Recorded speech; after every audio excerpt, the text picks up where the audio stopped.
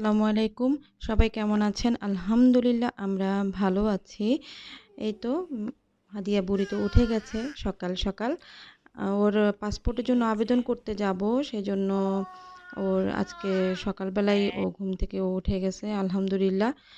আর আমিও রান্নাঘরের যে কাজগুলো থাকে এগুলো সকালেই সেরে ফেলতেছি যেন আমাকে বাসায় এসে আর কোনো আজকে আর কাজ করতে না হয়। কারণ ওখান থেকে আসতে হয়তো অনেক সময় লেগে যাবে। আর এখানে তো রান্নাঘরে যা ছিল ধোয়ার জন্য, তারপরে সবজি কাটা, হাদিয়ার খাবারটা রেডি করা আর রান্না করে যাওয়া, এগুলো সবই আমি চেষ্টা করতেছিলাম যে মোটামুটি একটু সেরে যাওয়ার জন্য।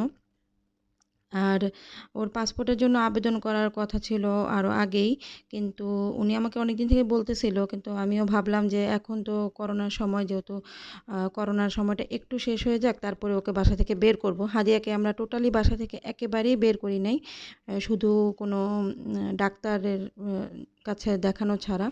আর এখানে সকালবেলায় আমি একটু সন্দেশ বানিয়ে নিয়েছিলাম। এটা আমি আরেকবারও বানিয়েছিলাম, কিন্তু তখন এটা আমার হয়নি। তো এটা আমি কেন হলো না এটা মানে দেখার জন্য আমি আবার বানিয়েছি। আলহামদুলিল্লাহ আজকে এটা হয়ে গিয়েছিল। তো এটাও বানিয়ে নিলাম সকালবেলায়। এটা কিছুটা আমি বাসায় রাখবো আর কিছুটা ইচ্ছা আছে বাড়িওয়ালাদের বাসায় দিয়ে দিব।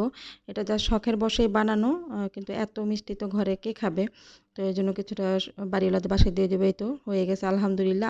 আসলে গতবার যেটা হয় নাই, কারণ এখানে বলেছিল যে ডালডা দেওয়ার জন্য আবার বাটারও দেওয়া যাবে। তো আমি বাটার দিয়ে করেছিলাম, কিন্তু দেখলাম যে না, বাটার দিয়ে করাতে এটা একেবারেই হয় নাই। তো আমি আবার ডালটা কিনে এনে তারপরে এটা করেছিলাম। তো আর এখানে হাদিয়াকে আমি এখন রেডি করে ফেলবো। তো ওকে রেডি করার শেষ, ওকে খাওয়ানো, তারপরে ওকে আমি সকাল সকালে একটু গোসলও করিয়ে নিয়েছি গরম পানি দিয়ে। আর এখানে ব্যাগের ভিতরে তো ফাইলে ওর সব পাসপোর্টের জন্য যা যা লাগে, আমাদের পাসপোর্ট, তারপরে আইডি কার্ড, এগুলো যা যা লাগে, ওর দুধের ফিডার, আসলে বাচ্চা নিয়ে কোথাও গেলে তো টুকটাক করে সবই নিয়ে যেতে হয়। হাদিয়ার ডাইপার, তারপর ফিডার, ওর ওয়েট টিস্যু, এক সেট কাপড়, আমার মোবাইলের চার্জার, পাওয়ার ব্যাংক, আমি সবই নিয়ে নিয়েছি। আর ফাইলে তো সব কাগজপত্র যা আছে সবই নিয়ে নিয়েছি। আর সন্দেশগুলো আমি রেডি করে নিয়েছি বাড়িওয়ালাদের বাসায় দেওয়ার জন্য। এই তো আমি হাদিয়াকে নিয়ে এখন বের হয়ে গেছি। আজকে আমি হুজুর ভাইয়ের গাড়িতে যাব। উনি আজকে যেতে পারবে না, ওনার অফিসে অনেক কাজ ছিল, তো উনি যেতে পারবে না। সাধারণত উনি কখনো অফিস টাইম থেকে তো কোথাও বের হয় না, আর আমিও কখনোই ওনাকে কোনো ব্যাপারে বিরক্ত করি না। এই তো আমরা চলে এসেছি এম্বাসিতে, বাংলাদেশ এম্বাসি এটা। এটা হচ্ছে কুরামে, বাংলাদেশ এম্বাসি। তো এখানে আসার পরে প্রথমে ওর ছবি আমি আনি নাই, যেটা সাথে করে নিয়ে আসতে হয় 2 কপি ছবি, সেটা আমি আনি নাই। তো হুজুর ভাই আবার ফটোশপে গিয়ে তারপরে ছবিগুলো নিয়ে এসেছিল।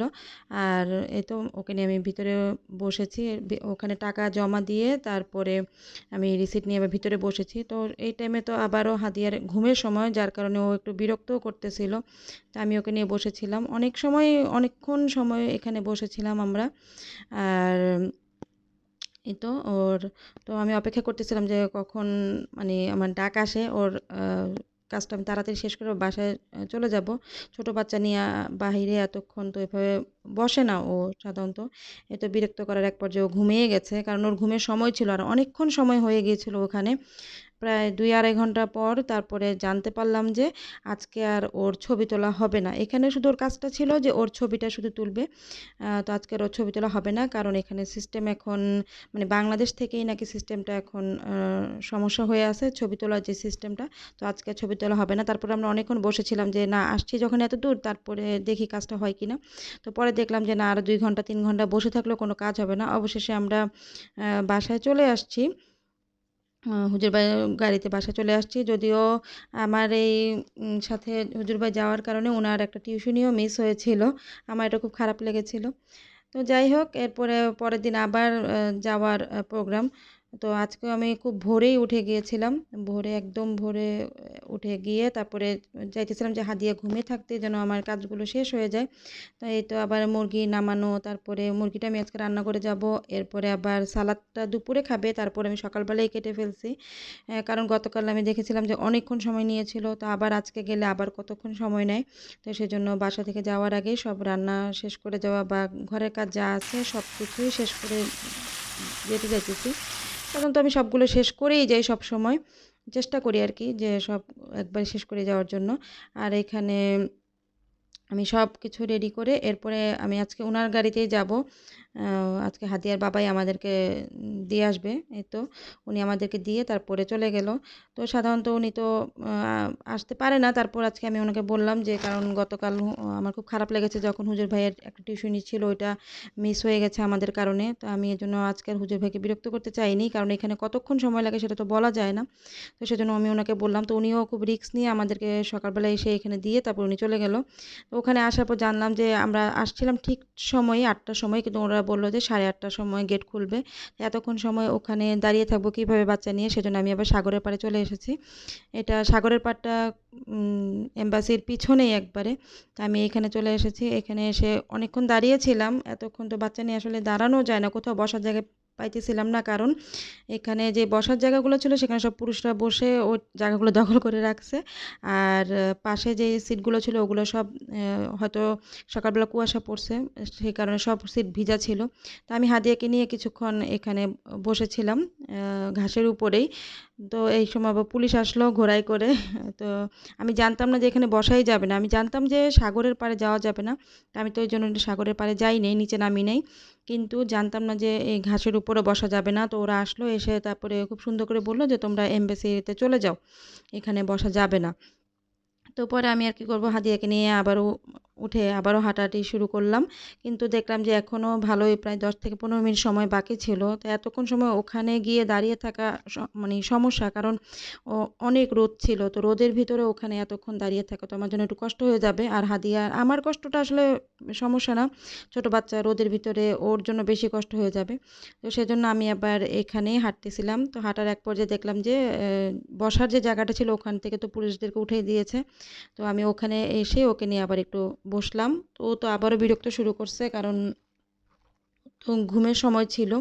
তো সেজন্য আবারও বিরক্ত শুরু করছে। তো আমি তারপরে ওকে একটু জাগিয়ে রাখতেছিলাম, যেন আমি এখন, যেহেতু আমার গতকাল রিসিপ্ট কাটা হয়ে গেছে, তো এখন ঢুকলে হয়তো শুধু ওর ছবিটা তুলবে, খুব একটা সময় লাগার কথা না। তো সেজন্য এখানে বসে সময় অপেক্ষা করতেছিলাম। আসলে এখানে কিছু সিস্টেম আছে একটু আমার ভালো লাগেনি। তো সব কথা তো আর সবভাবে বলা যায় না। তারপরও কিছু করার নেই, এভাবে অপেক্ষা করতে হবে।